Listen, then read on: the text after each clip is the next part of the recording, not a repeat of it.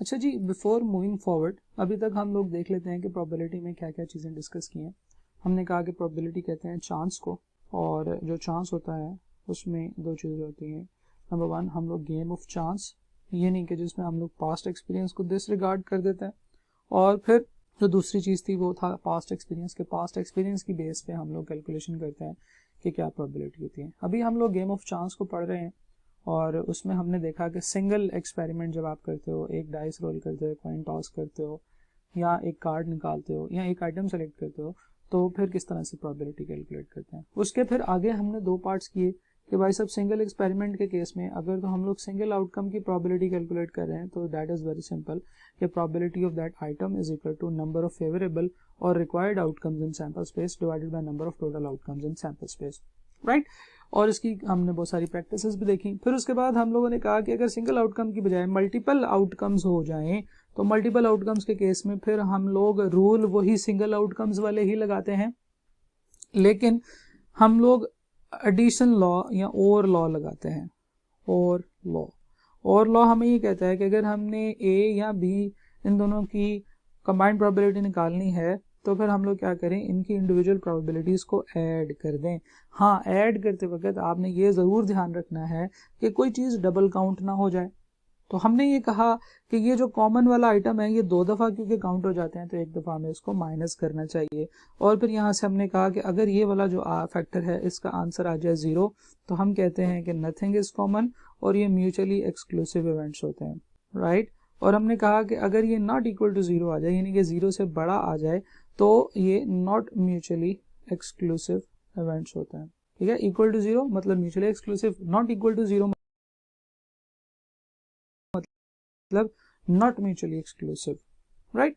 तो इस तरह से अभी तक हम लोगों ने जो चीज़ें पढ़ी हैं वो हमने समराइज कर ली हैं। गेम ऑफ चांस के अंदर सिंगल एक्सपेरिमेंट के अलावा मल्टीपल एक्सपेरिमेंट्स की डिस्कशन भी होती है, यानी कि हाँ, आप मल्टीपल एक्सपेरिमेंट्स परफॉर्म कर रहे हो तो मैं इसे सक्सेसिव एक्सपेरिमेंट्स कहता हूँ। ठीक है जी, सक्सेसिव एक्सपेरिमेंट मतलब आपने एक एक्शन परफॉर्म किया है एक से ज़्यादा दफ़ा, आपने जो एक्सपेरिमेंट है वो एक से ज़्यादा दफ़ा परफॉर्म किया है।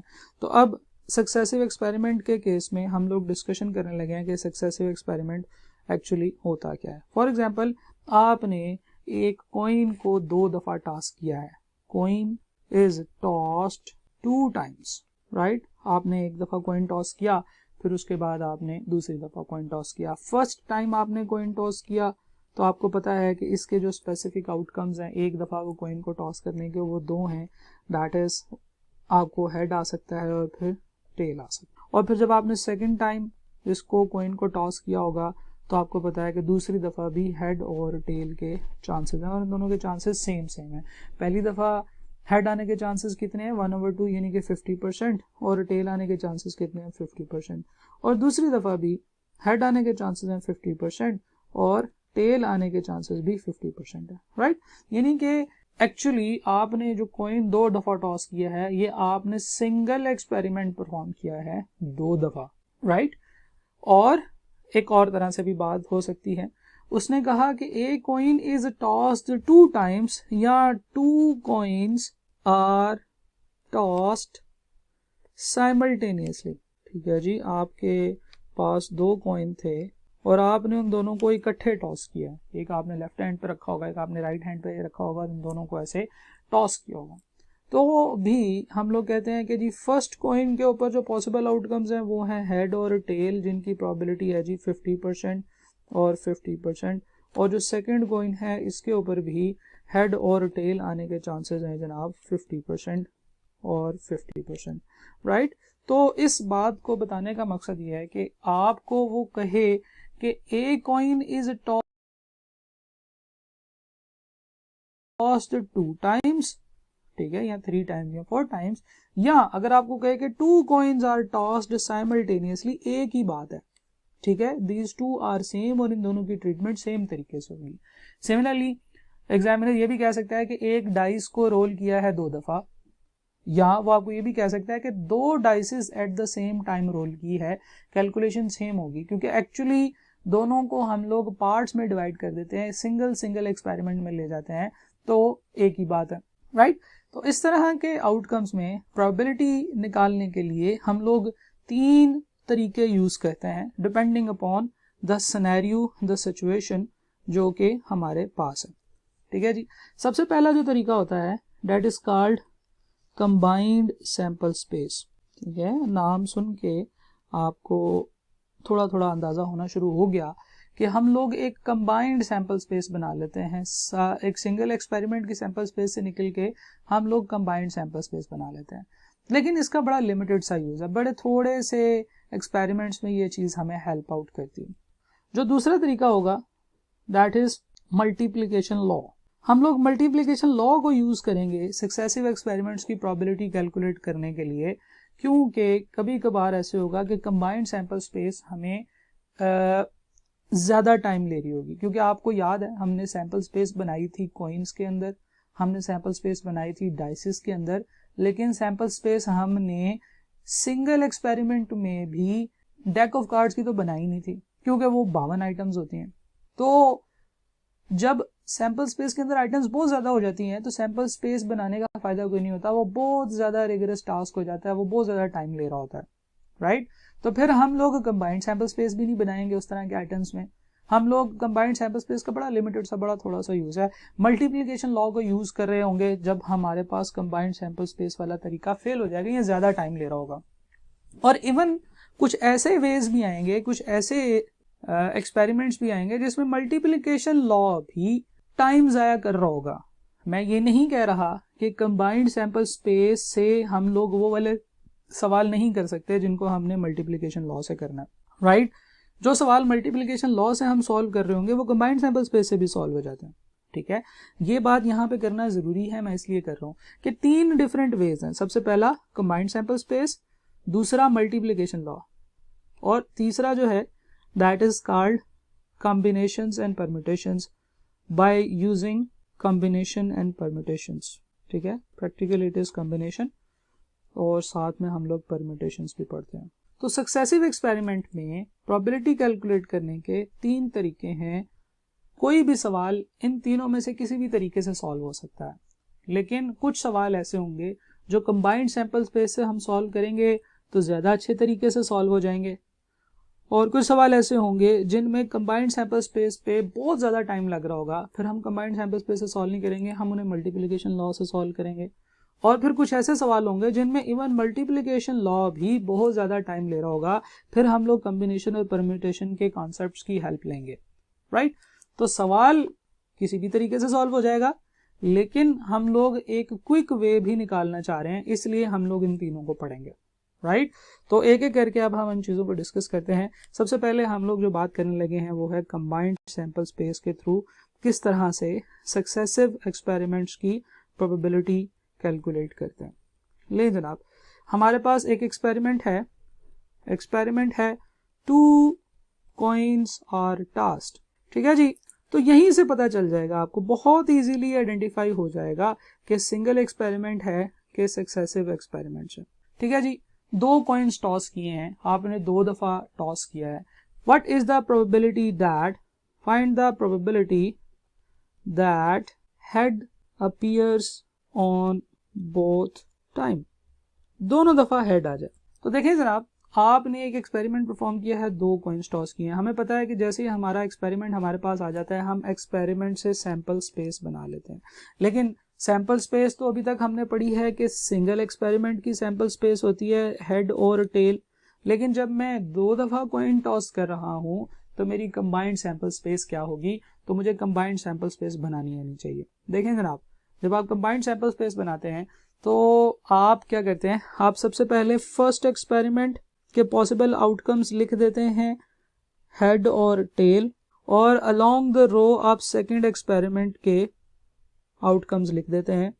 तो यहाँ पे बनेगा हेड और टेल। लिख दिया जनाब आपने, बिल्कुल ठीक है। अब आपने एक टेबल में कन्वर्ट कर लेना अपने डाटा को, कंबाइंड सैंपल स्पेस बनानी है। कंबाइंड सैंपल स्पेस कैसे होगी, पहले आपने ये वाला जो चीज़ आपने रो पहले कॉलम में लिखी है वो लिखनी है, उसके बाद जो इसके हेडर पे लिखी हुई है वो लिखनी है। Head head, head tail, tail head और टेल टेल।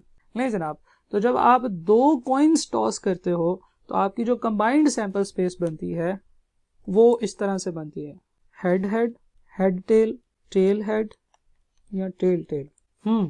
आप कहेंगे सर ये तो कोई रॉकेट साइंस नहीं है, ये तो इजी था कि पहली दफ़ा पे हेड आ जाए दूसरी दफ़ा हेड आ जाए, this is one possible outcome. पहली दफ़ा हेड दूसरी दफ़ा टेल आ जाए, this is second possible outcome. पहली दफ़ा टेल दूसरी दफ़ा हेड आ जाए, दिस इज़ थर्ड, एंड दोनों दफ़ा टेल आ जाए, ये फोर्थ आउटकम है। तो यस इट इज़ ओके, आप टेबल ना भी बनाएं, आप बगैर टेबल के भी 2 सक्सेसिव एक्सपेरिमेंट्स की कंबाइंड सैंपल स्पेस बना सकते हैं। अच्छा जी, तो मेरे पास कंबाइंड सैंपल स्पेस आ गई है और कंबाइंड सैंपल स्पेस में कितनी आइटम्स हैं? 4 आइटम्स हैं।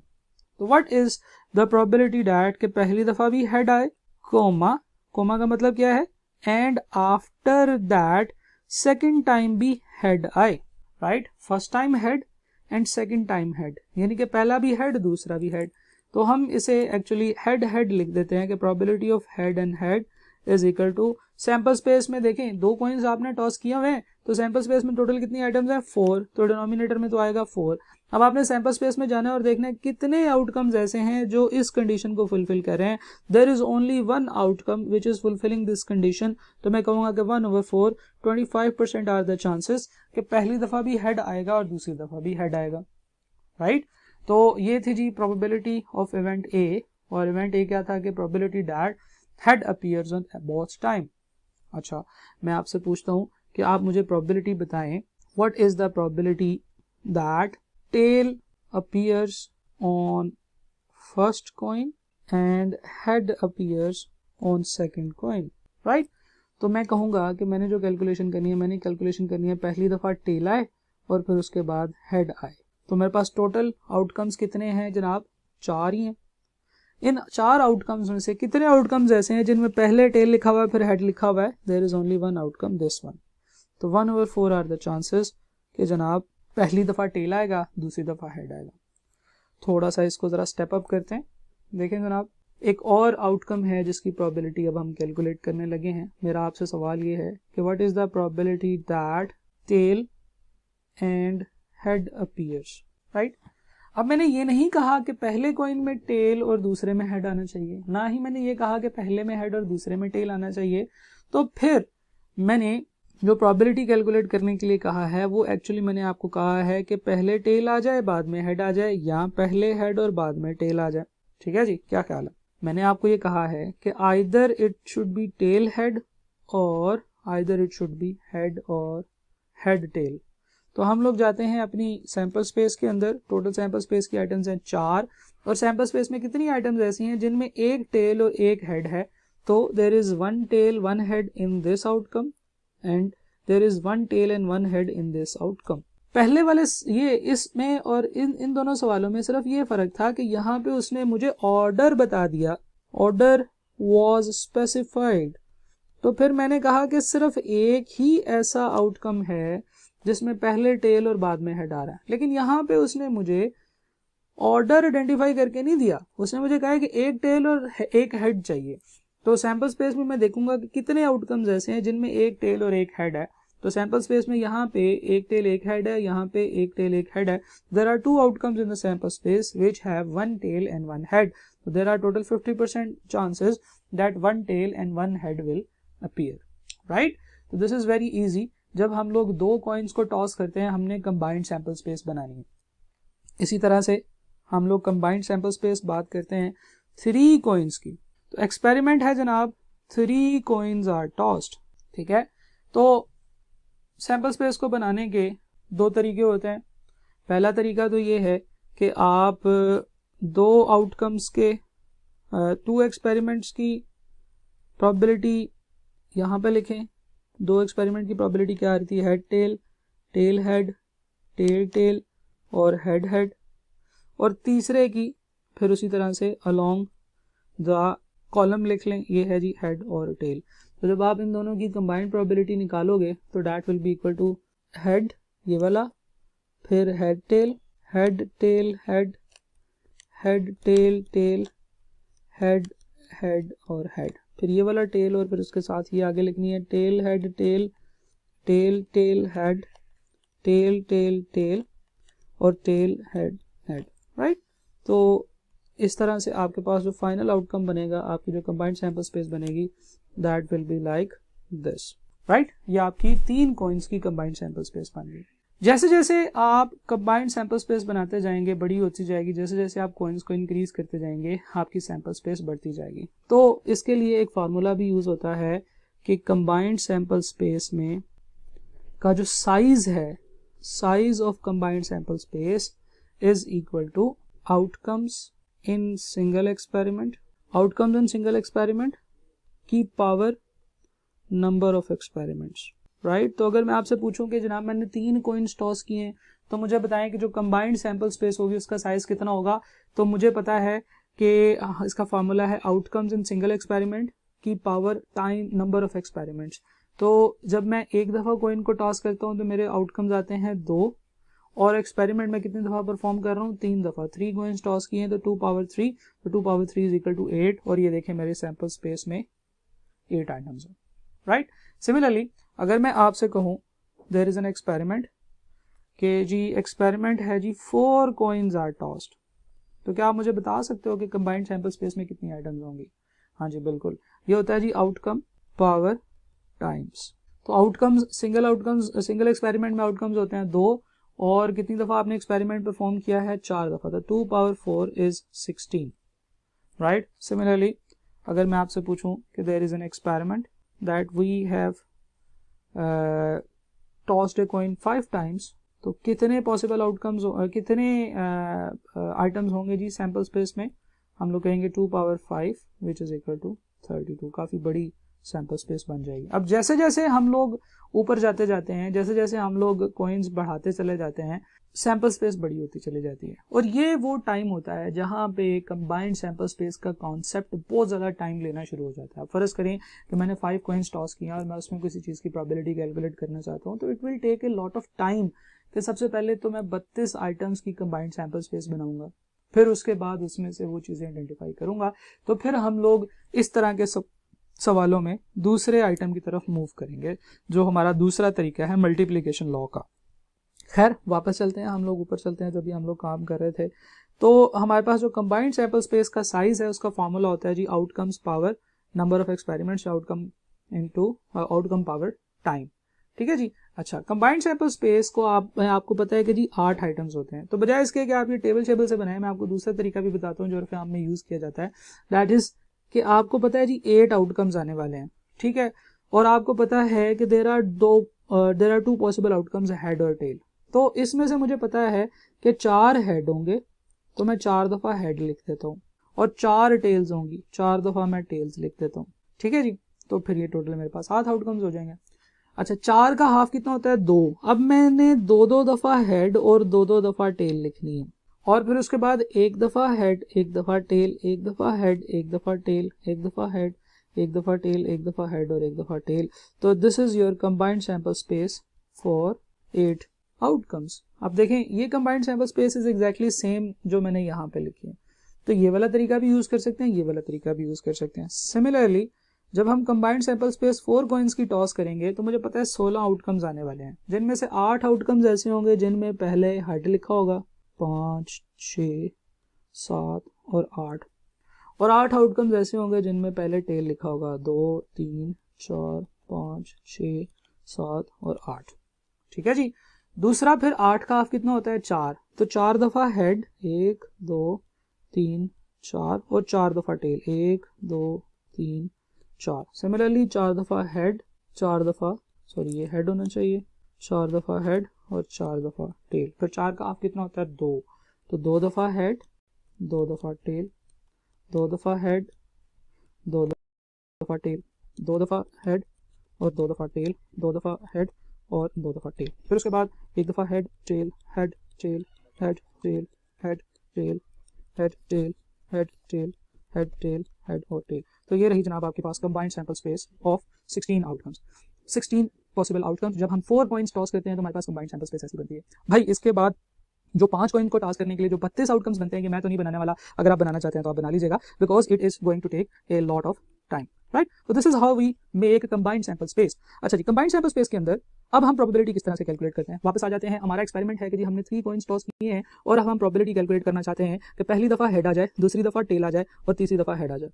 तो मैं क्या करूंगा, मैं दौड़ के जाऊंगा अपनी सैंपल स्पेस के अंदर और सैंपल स्पेस में देखूंगा कितने आउटकम्स हैं, 1 2 3 4 5 6 7 8। तो ये तो मेरे पास आ जाएगा डिनोमिनेटर में।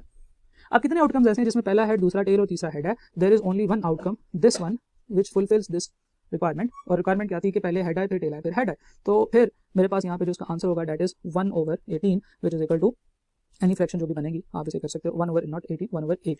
ठीक है जी, 12.5 समथिंग। सही है जी। तो this is the probability that पहले हेड आ जाए फिर टेल आ जाए फिर हेड आ जाए। अच्छा, इस तरह के सवालों में एग्जामिनर आपसे पूछता है कि what is the probability that 2 head appears. ठीक है जी, आपको पता है कि आपने 3 कॉइन्स टॉस किए हैं, तो सवाल इस तरह से आ सकता है कि 3 coins are toss, what is the probability that 2 head appears. हमें पता है सैंपल स्पेस में टोटल 8 आइटम्स होती हैं कंबाइंड सैंपल स्पेस में। कितनी आउटकम्स ऐसे हैं जिनमें 2 हेड्स हैं। उसने एटलीस्ट का वर्ड नहीं यूज किया, उसने कहा है कि 2 हेड। तो 2 हेड इस आउटकम में है। ठीक है जी, 2 हेड इस आउटकम में है, 2 हेड इस आउटकम में भी है, और क्या, और कोई भी नहीं। तो there are 3 items in our sample space which are fulfilling this requirement, right. तो हम कहेंगे कि इस आइटम की जो हमारी प्रोबेबिलिटी होगी, प्रोबेबिलिटी दैट 2 हेड्स अपीयर, तो वो कितनी होगी जी, 3/8। ठीक है जी। तो इस तरह से हम लोग किसी भी चीज की प्रोबेबिलिटी 3 कॉइन्स टॉस के अंदर कैलकुलेट कर सकते हैं। कैसे? हमने कंबाइंड सैंपल स्पेस बना लिया है, अब हम सिर्फ ये देखेंगे कि इस कंबाइंड सैंपल स्पेस में कौन कौन से आउटकम्स आ रहे हैं। एक और आउटकम की प्रोबेबिलिटी कैलकुलेट करते हैं। Find the probability that at least 1 tail appears. कम से कम एक टेल तो आए ही आए। ठीक है जी। तो मुझे पता है कि सैंपल स्पेस में टोटल कितनी आइटम्स हैं, 8। वो तो मैं नीचे लिख दूंगा, ये तो सीधा सीधा है। सैंपल स्पेस के अंदर कितनी आइटम्स हैं जिसमें एटलीस्ट 1 टेल है, जिसमें कम से कम एक टेल है। तो जरा काउंट करें, इसमें एक टेल है, इसमें भी एक टेल है, इसमें 2 टेल्स हैं। उसने कहा था कम से कम एक टेल होनी चाहिए, उसने ये नहीं कहा कि एक्जैक्टली एक टेल होनी चाहिए। तो फिर ये भी काउंट हो जाएगा। क्यों? क्योंकि उसने कहा है कि कम से कम एक टेल, तो इसमें yes there is at least 1 tail in it. इसी तरह से इसमें एक टेल है, ये भी काउंट हो जाएगा। इसी तरह से टेल हेड टेल, इस आउटकम में 2 टेल्स आ रही हैं, इसका मतलब ये है कि ये भी सिलेक्ट होगा, क्योंकि उसने मुझे एटलीस्ट 1 का कहा है, एट मोस्ट या एक्जैक्टली 1 का नहीं कहा। सिमिलरली ये भी सिलेक्ट हो जाएगा और ये भी सिलेक्ट हो जाएगा। So there are total 1 2 3 4 5 6 7 outcomes which have at least 1 tail. ठीक है जी। तो इस तरह से हमारे पास इसकी प्रोबेबिलिटी बनेगी जनाब 87.5%। तो this is how we calculate probability in successive experiments. हम सक्सेसिव एक्सपेरिमेंट्स को एक सीरीज ऑफ आउटकम्स में ले लेते हैं और हम देखते हैं कि कितने possible different combinations of outcomes आ सकते हैं। ठीक है जी। हम कहते हैं कि ऐसे भी हो सकता है कि हेड हेड और हेड आ जाए। हम कहते हैं ऐसे भी हो सकता है कि हेड हेड और टेल आ जाए, पहले में हेड दूसरे में टेल तीसरे में हेड, पहले में हेड दूसरे में टेल तीसरे में फिर टेल। तो हम तमाम पॉसिबल आउटकम्स को लिख के एक कंबाइंड सैंपल स्पेस बना लेते हैं और फिर हम देखते हैं कि हमें किस चीज की प्रोबेबिलिटी चाहिए और हम उस चीज की प्रोबेबिलिटी को कैलकुलेट कर लेते हैं। सिमिलरली जब हम लोग 4 कॉइन्स टॉस कर रहे हैं तो कंबाइंड सैंपल स्पेस बना ली, जिसमें कितनी आइटम्स हैं, 16। अब मैं अगर आपसे पूछूं what is the probability that exactly 2 head appears. ठीक है जी। ओके, तो रूल वही है, मतलब हम लोग तो इतनी दफा इस रूल को कर चुके हैं कि अब हमें सारा कुछ याद हो जाना चाहिए कि probability of exactly 2 head appears. नीचे हम लिखेंगे कि सैंपल स्पेस में कितनी आइटम्स हैं। सैंपल स्पेस में इस वक्त हमारे पास टोटल 16 आइटम्स हैं। कितनी आइटम्स ऐसी हैं जिनमें एग्जैक्टली 2 हेड हैं? तो जरा सोच के मुझे बताएं, क्या इसमें एग्जैक्टली 2 हेड है? नहीं, इसमें भी, इसमें 3 है, इसमें भी 3 है, इसमें एग्जैक्टली 2 हेड है। This will be the outcome in the sample space which is fulfilling this condition, right. Similarly इसमें भी 2 हेड है, इसमें भी 2 हेड है, इसमें भी 2 हेड है, इसमें भी 2 हेड है। ठीक है जी। Then this has 2 heads, this has 1 head, this has 1 head and this has no heads. So there are total 6 outcomes in our sample space which have exactly 2 heads, right? Okay. तो इस तरह से examiner आपसे calculation करवाते हैं। एक और calculation करते हैं, what is the probability that no head appears. 16 और जिसमें बिल्कुल भी कोई हेड नहीं है, तो सिर्फ ये एक आउटकम है जिसमें कोई हेड नहीं है, राइट। तो दैट इज 1/16।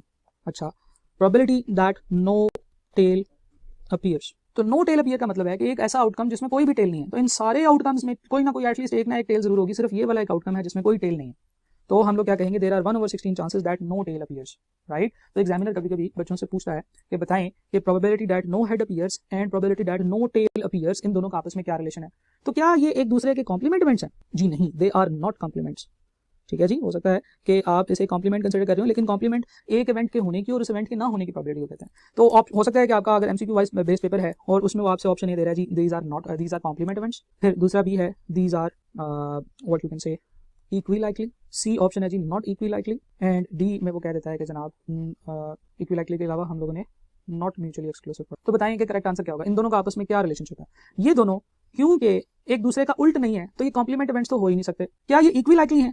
तो हम देखेंगे कि इन दोनों की प्रोबेबिलिटी क्या है। इसकी प्रोबेबिलिटी 1/16 है, इसकी प्रोबेबिलिटी 1/16 है। Yes, they are equi likely. No equi likely ये तो नहीं हो सकता, क्योंकि हमने कहा है कि ये ऑलरेडी इक्वी लाइकली है, तो ऑप्शन सी भी नहीं हो सकती। नॉट म्यूचुअली एक्सक्लूसिव, यानी कि इसमें कुछ कॉमन है, हालांकि कॉमन तो कुछ भी नहीं है। हम पहले भी बात कर चुके हैं कि जब एक सैंपल स्पेस होती है, उस सैंपल स्पेस के अंदर जितने भी आइटम्स होते हैं, इन दोनों की एक दूसरे के साथ म्यूचुअली एक्सक्लूसिव रिलेशनशिप होता है। यानी कि अगर यहाँ पे लिखा होता म्यूचुअली एक्सक्लूसिव तो मैं फिर इसको ठीक मान लेता, लेकिन उसने नॉट